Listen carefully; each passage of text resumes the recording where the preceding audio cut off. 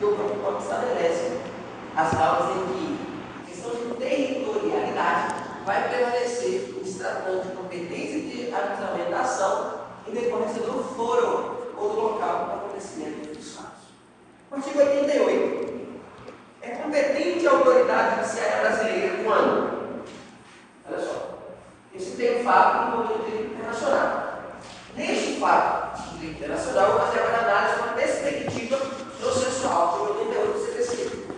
A justiça brasileira é competente quando o réu, qualquer que seja a sua nacionalidade, estiver domiciliado no Brasil. O hotel, pessoa jurídica, está no Brasil? Não. Então, por essa regra, a competência do foro não é brasileira, correto? Tá. Item 2. O foro será no Brasil se tiver de ser cumprida a obrigação. A obrigação contratual era para ser cumprida no Brasil ou na Argentina? Então, cabe por esse inciso? Não.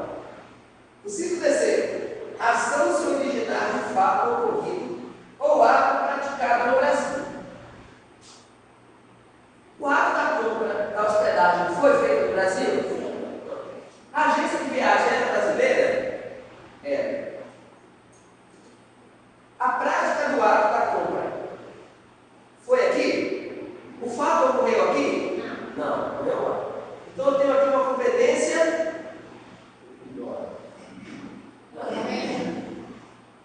absoluta ou relativa? Relativa.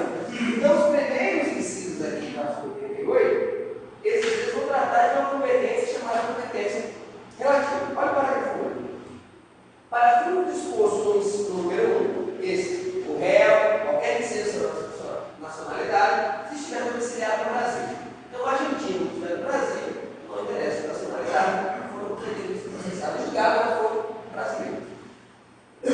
Reputa-se domiciliado no Brasil a pessoa jurídica estrangeira que tiver agência, filial ou sucursal. Então, se eu tenho uma agência de turismo que me vende pacotes para a Argentina, para outra parte do mundo, com endereço, não sei, pergunta fixo, que de quem é a competência para começar a jogar essa ação? Brasileira. Tem uma regra contida no parágrafo único do inciso do artigo 88 do Código de Processo Civil. Deu para perceber no caso concreto a regra de aplicabilidade de competência? Vai depender do caso. Por exemplo, se você comprasse pela internet e não tivesse sucursal, filial ou agência, não seria legítimo o foro brasileiro. E se tratando de direito do consumidor, há excepcionalidades. Tratando de regra geral. Artigo 51. Mas também seria esse artigo 51. É uma súmula do STJ que fala se tratando de direito do consumidor, atrás que há uma regra de atração do foro para o foro do domicílio. Aí tem que ir lá em São Paulo resolver. Só que aí a cláusula de eleição não deu e é nula. Aí sim, eu vou explicar isso depois. Então a cláusula de ordenaria é estabelecida no artigo 51 do Código de Defesa do Consumidor. Ele vai dificultar o exercício do direito pelo consumidor. E como pode vir para proteger o consumidor, pode ser a vantagem, pode ser insuficiente financeiro ou de conhecimento para facilitar o exercício da prática desse direito. O que é que acontece?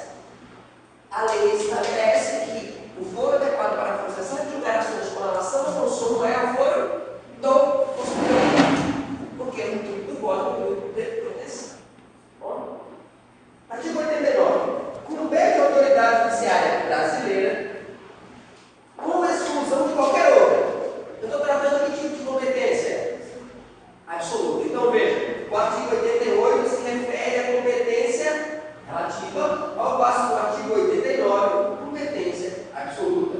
E em se tratando de competência absoluta do Poder Jurisdicional, do Poder Judiciário brasileiro, ele é para conhecer as ações relativas a imóveis situados no Brasil.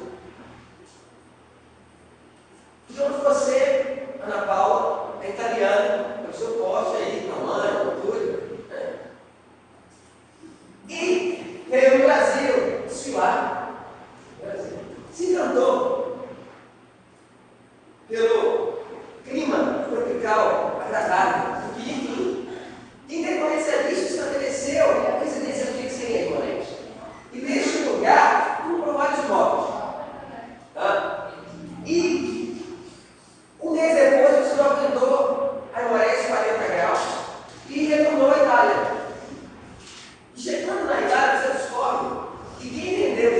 você, vendeu um imóvel que não era dela. Ela realizou uma chamada venda a non domino. Vocês estão estudando isso, um contrato. Ainda não? Vocês vão ver contrato quando? Tá, um dia vocês vão ver. Tá? Como vocês vão ler no livro, tá no ponto. A chamada venda a non domino, chamada venda do nome seguro. É quando alguém vende um bem que não é seu, como se fosse. E ela não consegue fazer o registro. Então ela vai lá no tribunal italiano, ajuiza uma ação de desfazimento de contrato. Ele mostra lá no Brasil. O garoto lá, o juiz, é tudo amigo da família, é tudo parente ali, italiano, é mafioso. Não está mal, italiano não necessariamente, mas só pegando aí o exemplo do chefão. E julga procedente o desfazimento do contrato da senhorita Ana Paula na Itália. Ana Paula vem com a sentença prolongada pelo Poder Judicial, ou Judiciário italiano, e tenta fazer cumprir essa obrigação aqui no Brasil. Ela pode fazer ou não?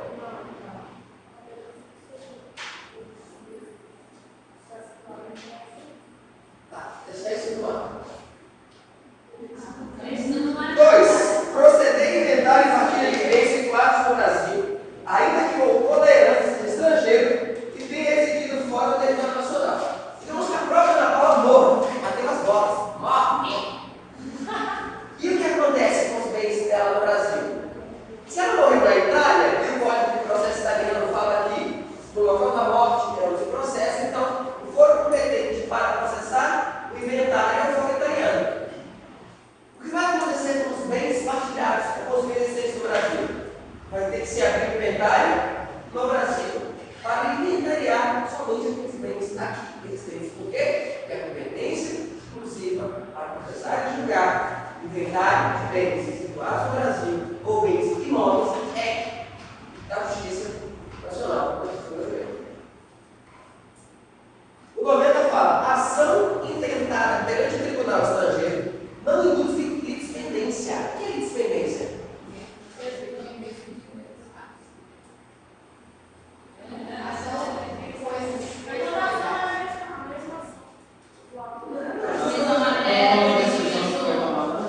Não. Isso aí é material, né? Você está sempre material. Eu não quero essa classificação aí, não. Vocês são muito técnicos, né? Veja, a litispendência, quando uma ação que já está sendo discutida em juízo, que tem o seu, aí entra agora a classificação. Tem dois critérios para acontecer: é o pedido e a causa de pedido. A mesma, sempre tem correção, sempre tem classificação. Nós vamos tratar de cada uma dessas, daqui a pouco confuso. Litispendência é quando eu tenho uma demanda tratando, por exemplo, de inventário. Ela tem inventário lá na Itália e um inventário aqui no Brasil. A litispendência? Não. Ela está dizendo que quando o artigo 90 está dizendo que quando uma ação é intentada perante o tribunal estrangeiro, não induz litispendência. O inventário que foi ingresso pela família dela na Itália, quando for aberto para inventariar os bens brasileiros, não se pode alegar litispendência. Por quê? Não se pode. Porque é competência exclusiva. E além disso, só vai haver litispendência quando a sentença estrangeira for homologada pelo STJ. Vai ter um direito material já consolidado. E essa litispendência que está no artigo 300? Leia. Há litispendência quando se repete a ação que está em curso. Há coisa julgada quando se repete a ação que já foi decidida por sentença de que não cai. Vou explicar as duas coisas, é muito simples. Ó, a primeira é essa. O que é litispendência? Presta atenção. Ana Paula. Veja. Esse carro que nós batemos da vida do cara da faculdade. Eu intentei essa ação aqui, no Justiça de Memória, Justiça Trabalho Comum. Aí. Sim. Entreguei para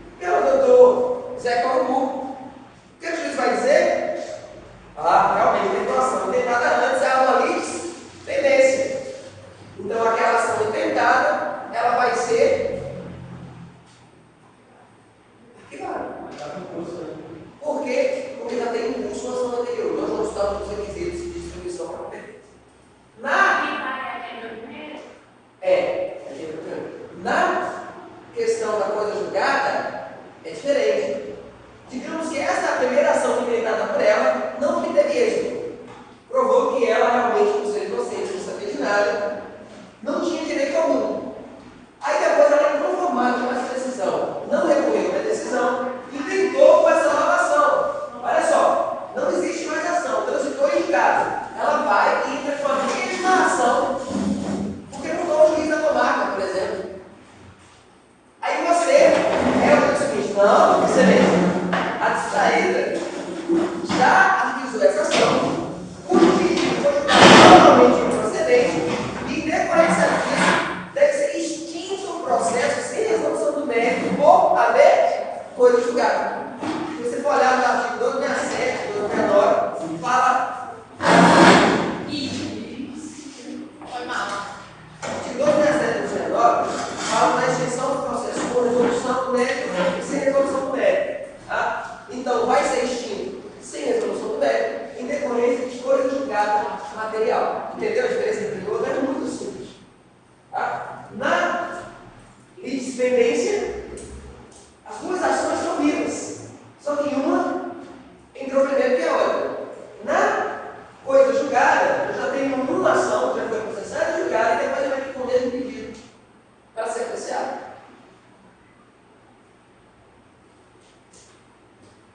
Em se tratando ainda de competência internacional, existem limites pessoais de imunidade de jurisdição brasileira. Eu falei aqui que a regra, se a pessoa estiver no Brasil, o artigo 88 fala: o réu, qualquer que seja a sua nacionalidade, estiver domiciliado no Brasil. Olha, um agente diplomático tem que morar no país? Tem. Está morando no Brasil, lá em Brasília, por exemplo. E ele cometeu um crime de trânsito. Ó, ele é réu?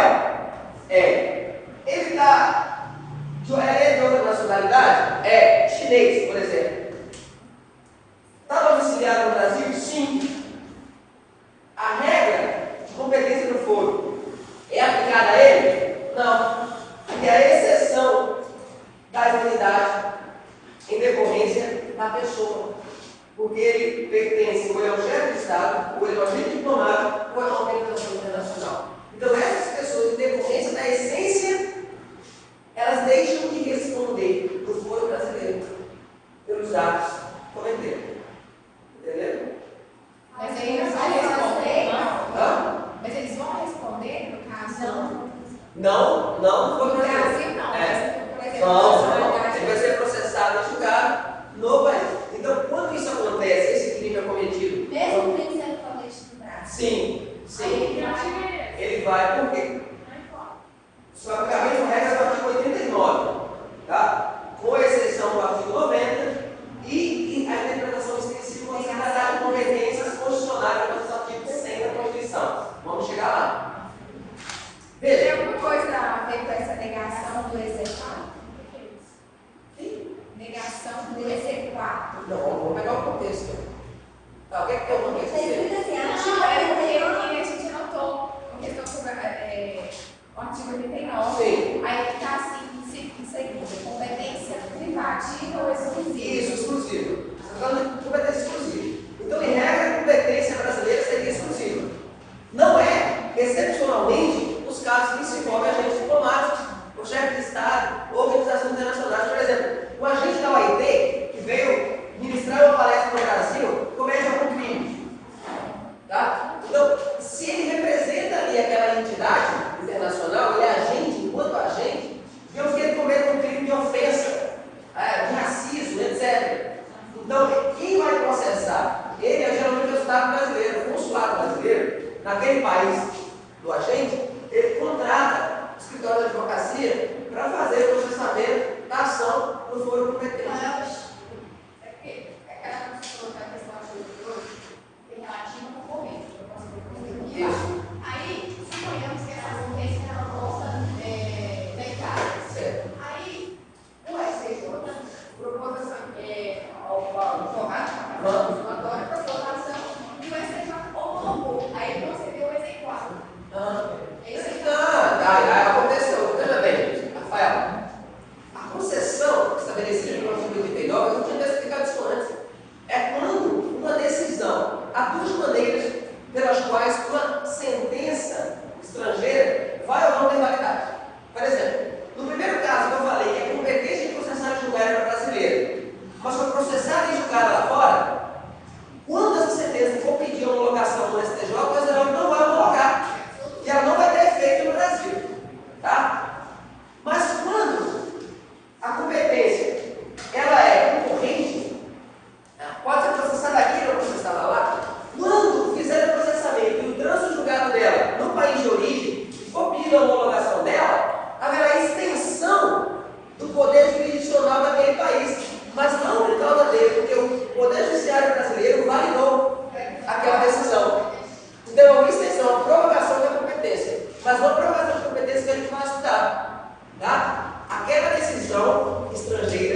ter jurisdição no Brasil, porque foi homologada pelo órgão competente brasileiro. Então ela vai passar a ter um novo tipo de certificado. Até a homologação pelo STJ, ela não vale. Ela não tem valor nenhum. É o papel, letrinhas escritas. Tá? Mas a partir do momento que o STJ homologa, ela passa a surtir esse efeito. Então qualquer ação que for intentada após essa homologação, ela vai sofrer. Eu posso alegar inclusive dispendência se tiver processamento por parte dela ou coisa julgada. Por quê? Porque ela já foi homologada pelo tribunal que tinha competência de fazer. Então aquele direito extraterritorial vai ter validade agora pelo princípio da territorialidade em decorrência da homologação da sentença estrangeira, cuja competência, a partir da emenda 45, passou a ser superior ao tribunal.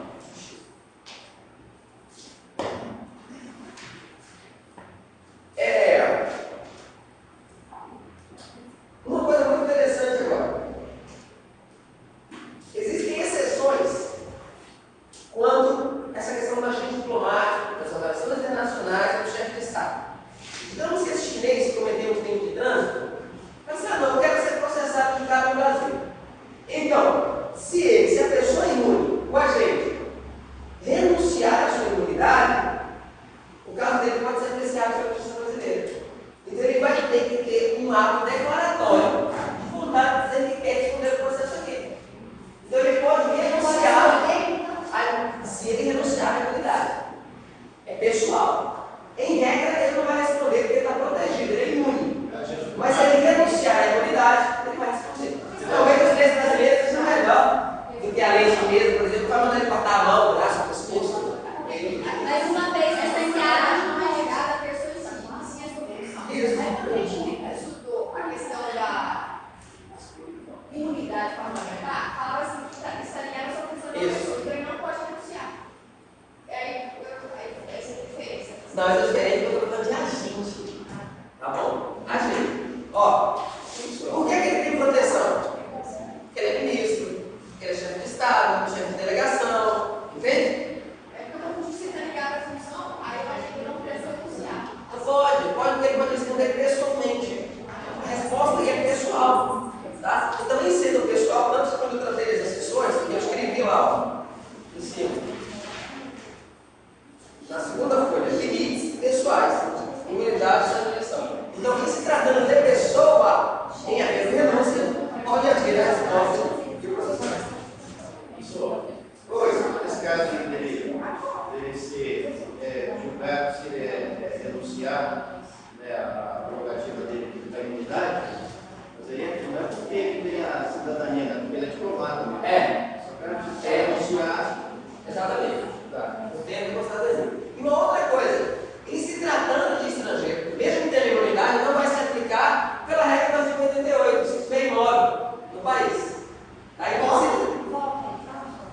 A regra do artigo 88 fala que é competente para fixar o lugar, artigo 89, os imóveis situados no Brasil. Então, em se tratando de discussão sobre imóvel, o foro para processar e julgar essa ação foi brasileiro, onde está assentada na terra brasileira. Então, embora tenha imunidade para responder esses agentes que eu descrevi, em se tratando de imóvel, não vai se aplicar a regra da imunidade.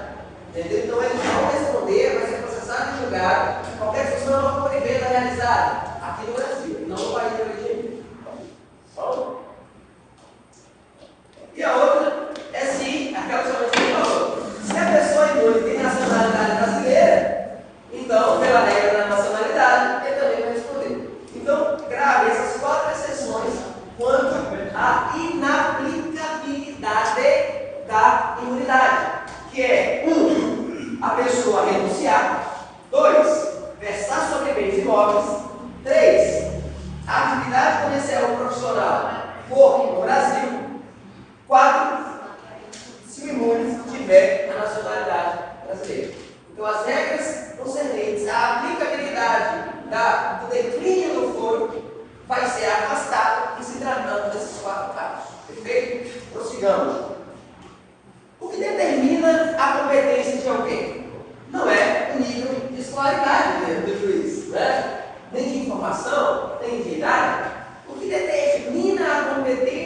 tratando de processamento e julgamento de ação, é a Constituição da República. Abramos, portanto, a nossa Constituição. No caso, a Constituição, ela determina algumas competências. Isso. A do STF, Eu enumerei. Justiça do Trabalho. Olha bem, se todos os fóruns discutissem sobre todos os temas, é muito difícil qualquer ser humano conhecer tudo sobre todas as coisas. Um juiz, por exemplo, civil aqui, processo de causas criminais, de inventário, de família, de empresa. Em Belo Horizonte, por exemplo, há vara de jurídico público, há vara de família, há vara de sucessão, há vara de empresa, há vara criminal, então é tudo separado por especialidade. Mas se tratando de interior, da carência do poder judiciário, etc. O juiz de primeiro grau, de primeira instância, e de primeira infância, que é onde é a organização judiciária que se distribui e organiza os juízes, então tem primeira, segunda e terceira intrância, que compõe a primeira instância, que é o juízo de primeiro grau. E a segunda instância, que é composta pelos tribunais, nomeados ali pelos seus desembargadores, e a instância especial, que é o que chamamos de terceira instância, mas não é terceira instância, e não necessariamente vai haver recursos selecionados para aquelas instâncias. Por isso, são instâncias especiais. Então, tá. A Constituição, para não gerar bagunça, olha, se eu soubesse, eu teria feito a projeção ali. Eu preparei um processo, um contrato para mostrar folha e tudo. Olha, tem 15 minutos, vou dar uma acelerada, tá? 100 minutos. 100 minutos. Ó, então veja. Vai dar tempo de fazer? Vai semana que vem, senhor. Só se marcar. Não, quatro. Só vai na segunda de sessão. Quatro. Esse eu não estou aqui, tá? Ó, a Constituição de 88 determina as competências para tratar dos diferentes tipos de litígios. Como a Justiça do Trabalho, artigo 111, Justiça Eleitoral, artigo 118, e os seguintes. Justiça Militar, artigo 152 seguintes. Justiça Federal, artigo 126 seguintes. Estadual, Superior Tribunal de Justiça, Supremo Tribunal Federal. Tá? As competências elas podem ser adicionadas ou relativas, e as partes mais importantes, provavelmente, deve ser o critério da avaliação do professor. Então, são quatro os critérios em se tratando de competência: funcional, valor da causa, territorial e de matéria. funcional, hierarquia. Vamos entrar em cada uma delas. Primeiro, territorial, artigo 94. E eu, como um paizinho, compilei o artigo assunto de trabalho, já aplicou, né? Já está aí o artigo, que fala: as ações fundadas em direito pessoal e ação fundada em direito real sobre bens e imóveis serão propostas em regra no foro do domicílio réu. Estabelece 4 parágrafos conformes. Então, tudo que eu trato de competência territorial, quando eu me refiro a bens móveis. Então, aonde vai ser o foro em regra? O foro onde está situado o imóvel. Então, quando vier a avaliação e tiver, ó, bem em Moraes, proprietário mora no Bandu, vendedor e esplendor, foro é Moraes. Ok? E, senhores, se eu me referir ao contrato de locação, que é sobre um bem imóvel, que está em Moraes, e eleger no contrato o foro Belo Horizonte, o juiz de Belo Horizonte é competente para processar e julgar a ação? É porque eu não estou discutindo a natureza do bem, mas dívidas que incidiam sobre a locação do bem. Artigo 95. Tá? Então, tome cuidado. A ação está discutindo posse, propriedade de bem? Reintegração de posse? Depois eu quero uma bastante presente de vocês, porque olha só, vocês não vão olhar essas questões. Então, se as discussões versarem sobre contratos que incidam sobre os bens, pode ser um foro de eleição contratual. Agora, se o objeto do litígio for a matéria, a casa, a coisa, tem que ser o local onde ele está assentado, arraigado, construído. Correto? Meu irmão?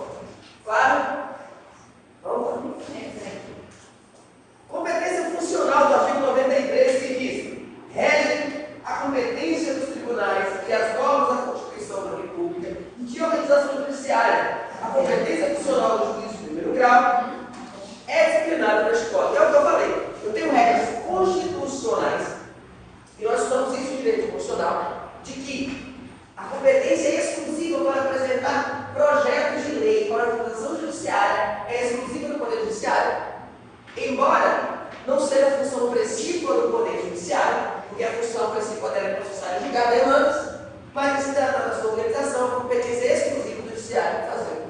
E tanto a Constituição quanto o Código de Processo Civil estabelecem as formas de organização quanto a isso. Então, quem vai dizer as normas com relação à competência funcional é o Código de Processo Civil. O artigo 93 já lá estabelece. A outra competência, competência material. Artigo 91 e 92. Cuidado, hein? Regime de competência em razão do valor da matéria, as normas da organização judiciária, se salvados os casos expressos nesse código. 2. 92. Compete, porém, exclusivamente ao juiz de direito processar e julgar, processo de insolvência e as ações concernentes ao estado de capacidade de pessoa. Todas as vezes que eu tiver um exemplo na questão da prova que tratar de processo de insolvência, o que é insolvência, Amanda?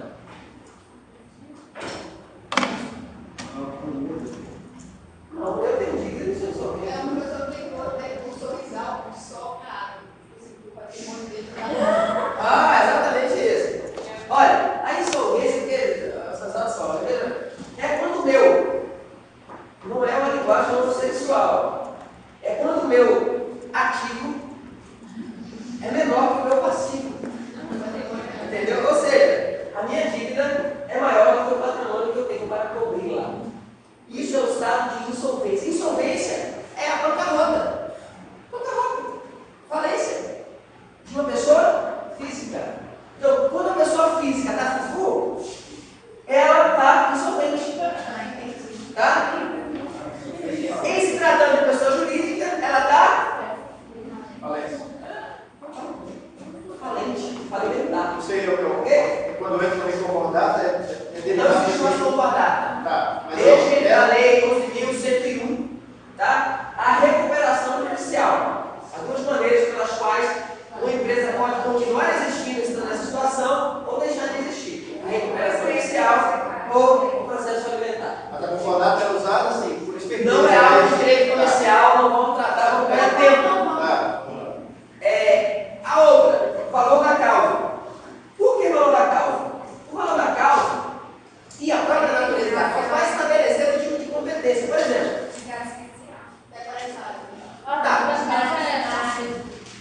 necessariamente, esse crime de trânsito que eu falei para vocês, o valor da causa é R$5.000. Eu tenho que ingressar com a demanda no juizado especial? Ué, mas não é abaixo de 40 mil? Não é que tem a complexidade? Porque eu fiz uma prova? Só que ele não é de competência de saúde.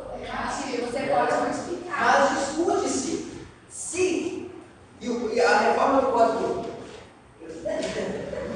está discutindo muito sobre isso, se o valor da causa vai ser causa de competência exclusiva.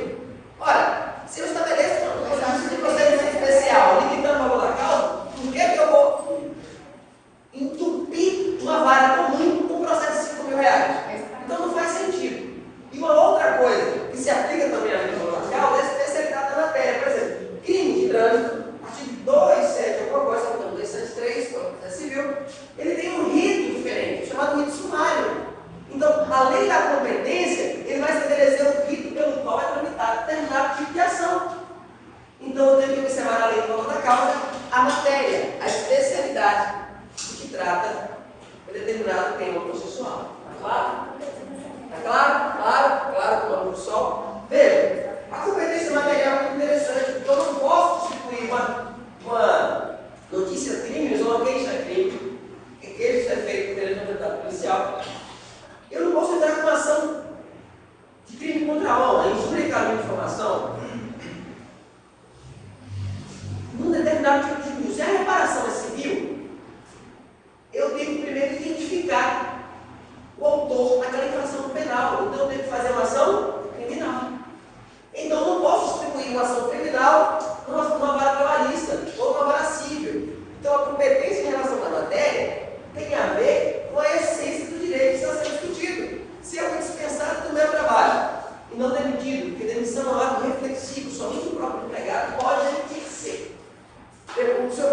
demite você, ele dispensa você. Não existe. Você pode pedir demissão, mas ninguém pode demitir. Tá? Então é inflexível. Qual? Está dispensado. Né? Ou naquele caso ele não é nem dispensado. Né? Ele está fora do processo seletivo. Né? Ele sequer foi contratado. Então não há nem demissão e nem dispensa. Está errado de todo jeito. Teria que ser uma coisa para entretenimento, não é técnico. Mas vocês são técnicos, não é.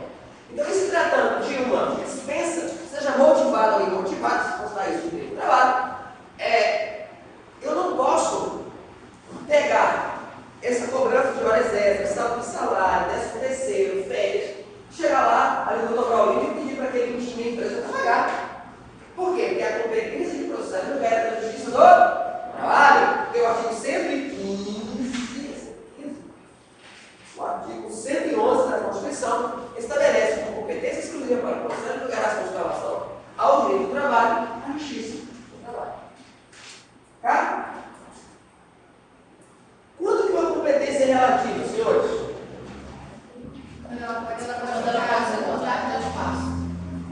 E por outra razão, digamos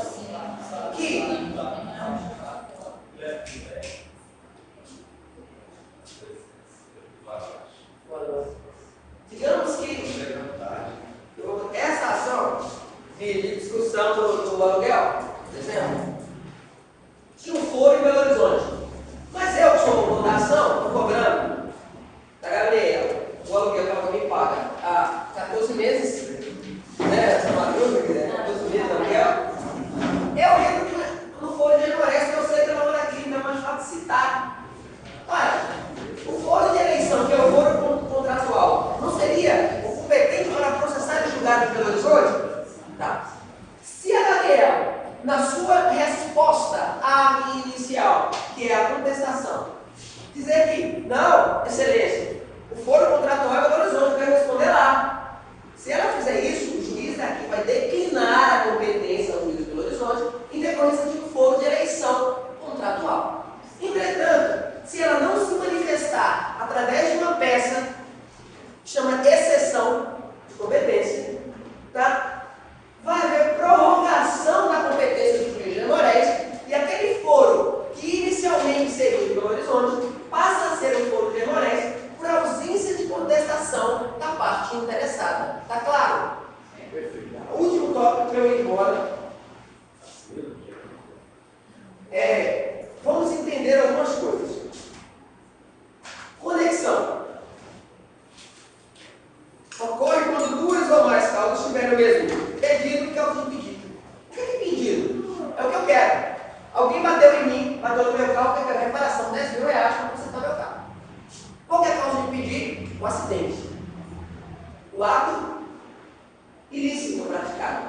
Então, a reparação civil em decorrência de um ato ilícito. Quando que eu tenho uma conexão? Quando eu vou distribuir a mesma ação que tem o mesmo pedido e a mesma causa de pedido. A reparação de dano em decorrência daquele acidente. Eu posso... Agora você, olha só. Isso é interessante. Eu entro com um acidente de trânsito e peço a reparação em valor pecuniário. Só que além da reparação de trânsito, eu tive um crime cuja a autoridade para processar e julgar, por exemplo, é criminal. Então, se eu entrar com uma ação criminal para apontar a autoria do crime, não vai ter conexão, porque a causa de pedir é diferente. Então, só vai